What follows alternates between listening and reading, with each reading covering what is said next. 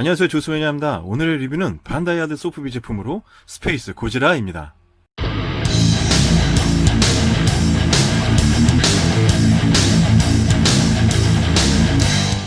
네, 스페이스 고지라라고 하면 최근에 발매되었던 몬스터 아츠의 제품 덕에 국내에서 소개가 된 캐릭터라 다소 낯설을 수가 있는데요. 그도 그럴 것이 소아나 평성 시리즈로 국내에서 고지라 관련 영화들을 접하기가 쉽지 않았기 때문이었습니다.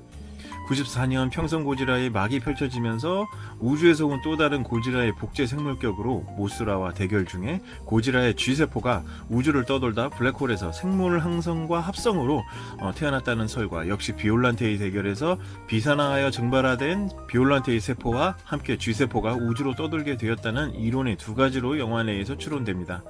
결국 우주에서 크리스탈과 합성된 존재처럼 강하게 탄생한 스페이스 고질라는 애초부터 고질라를 쓰러뜨리고 지구를 정복하려는 목적 하나로 지구에 등장한 괴수로 코스모스에 의해서 설명됩니다. 그럼 오늘의 주인공 스페이스 고질라 전체적으로 한번 보도록 하겠습니다.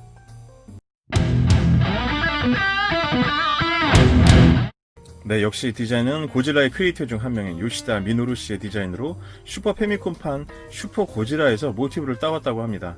저도 개인적으로 슈퍼 패미콤 게임 중에서 제일 좋아하는 작품 중 하나로 전 에피소드를 클리어했었는데요. 거기서 고질라가 점점 진화하여 슈퍼 고질라로 변화하는 과정을 담고 있습니다.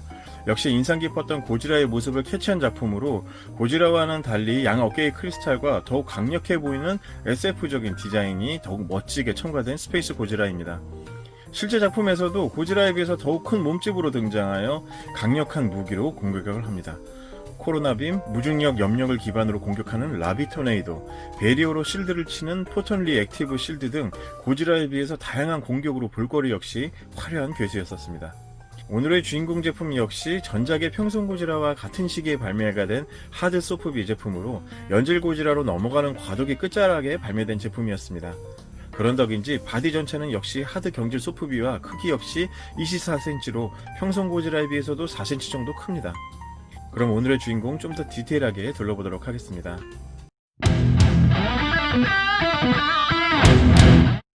네, 오늘의 주인공인 스페이스 고지라 좀 더 디테일하게 보도록 하겠습니다.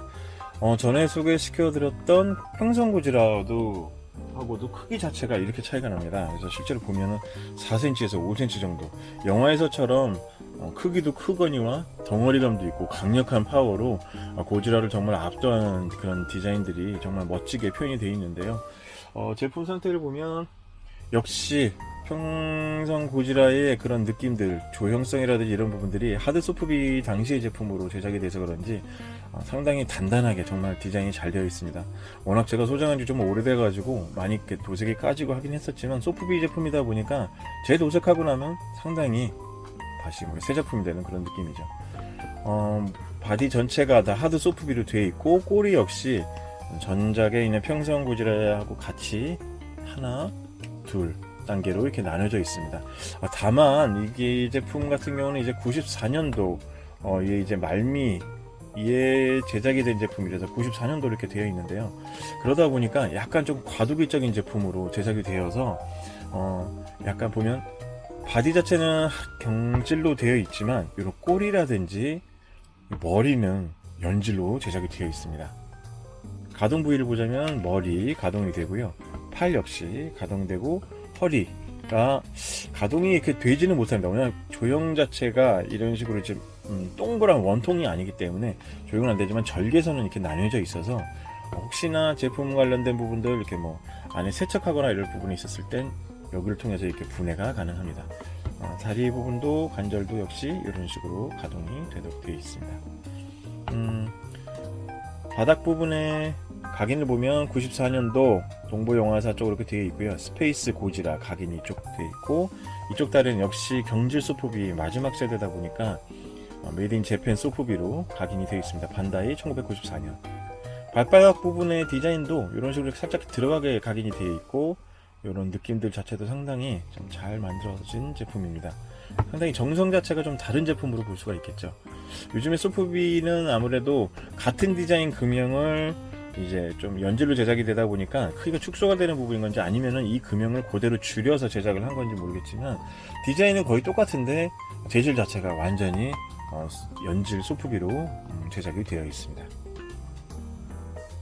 스페이스 고지라의 가장 매력적인 부분 중에 하나인 이런 복부, 이게 내장이 돌출되어 있고 뭐 근육과 뭐 이런 부분들이 돌출되어 있다라는 느낌들로 이렇게 설명을 하더라고요. 근데 약간 좀 아쉬웠던 부분들이 이렇게 소프비다 보니까 도색 부분들이 좀 대충 제작이 된 듯한 느낌으로 제작이 되어 있습니다.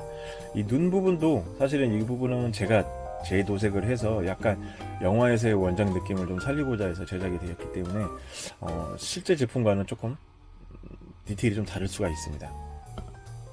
얼굴 부분에서도 이렇게 날카로운 이 어금니 뼈가 또 이 볼 쪽에서 이렇게 양쪽으로 나와 있는 상당히 강력해 보이는 디자인이죠. 이 부분이 크리스탈로 제작이 되어 있는 괴술에서 이게 깨지면 약점입니다. 상당히 약해지는 모습을 보여주는데요. 스페이스 고지라가 영화에서 역시나 조금 평성 고지라와 같이 이렇게 제작을 이렇게 디오람을 만들거나 할 때 사실 조형은 정말 완벽하게 잘 만들어진 제품이긴 하지만 이 칼라 부분 때문에 좀 아쉬움이 좀 많았었는데요. 이렇게 마지막에 이렇게 스프레이 도색으로 이렇게 마무리 지은 듯한 느낌이 정확하게 드는데 한번 기회가 되면 좀 리얼한 도색을 좀 다시 해서 여러분들께 선보이는 시간도 좀 준비해 보도록 하겠습니다. 네, 스페이스 고질라 하라고 하면은 바디 컬러가 약간 보라색과 남색의 중간 컬러로 어떤 장면에서는 좀 보라색 느낌이 좀 강하게 드는 반면 어떤 장면에서 약간 좀 진한 프러시안 블루의 남색의 느낌이 좀 강하게 드는 부분이 있는데요. 상당히 좀 그런 다양한 부분에서의 빛의 느낌들이 좀 다 멋있게 보여지는 스페이스 고지라가 아닌가 합니다. 꼬리도 엄청 깁니다. 그래서 지금 꼬리만 여기서부터 꼬리끼리까지 거리만 벌써 한 30cm 정도가 되지 않을까 싶은데요. 그러다 보니까 참 소장하기가 정말 좀 어려운 제품들입니다. 네, 오늘의 스페이스 고지라였습니다.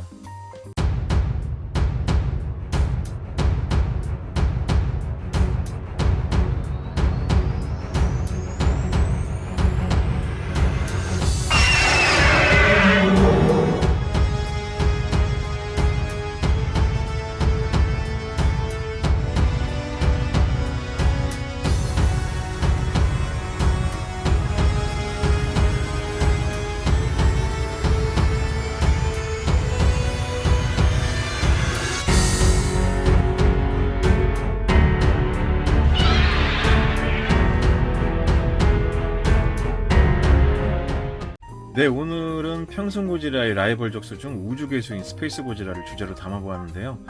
저 역시 제믹스와 페미콤, 슈퍼 페미콤 세대로 시작된 게임 세대이다 보니까 첫 등장의 스페이스 고지라를 보고 무척 당황했었고 흥분했었던 기억이 납니다. 여러분들께도 꼭 추천해드리고 싶은 게임인데요. 기회가 되신다면 에뮬을 통해서라도 스페이스 고지라, 아니 슈퍼 고지라를 한번 접해볼 수 있는 시간을 가져보는 게 어떨까 추천드립니다. 무엇보다 이 제품을 구했을 당시에는 경질 제품의 소프비를 일본 현지에서 구하는 일이 당시에는 정말 어려웠던 시절이었습니다. 몇 달을 주문해서 그리고 기다려서 중고로 나오는 제품을 바로 잡아채야듯이 이렇게 구매를 해야 되는 제품이었었는데요. 애초 이 캐릭터의 첫 만남부터가 제 개인적으로 정말 다양한 추억이 담겨진 녀석이라서 의미가 남다른 스페이스 고지라였습니다. 아직도 생소한 느낌의 고지라로 그리 대중적이지는 못한 녀석이긴 하지만 최근에 몬스터 아츠에서 액션 피규어로 발매가 되면서 더욱 인기가 오른 제품이 되어버렸는데요. 워낙 조형성과 완성도가 뛰어난 역시 프리미엄이 하늘 높은 줄 모르고 오른 스페이스 고지라였습니다. 그나마 오래된 레전드 피규어로라도 여러분들께 소개할 수 있어서 상당히 개인적으로 기쁘네요. 네, 오늘의 시간은 여기까지 하도록 하겠습니다. 다음 시간에도 다양한 추억이 담긴 피규어들로 여러분께 찾아뵙는 시간 준비하도록 하겠습니다. 감사합니다. 비번이었습니다.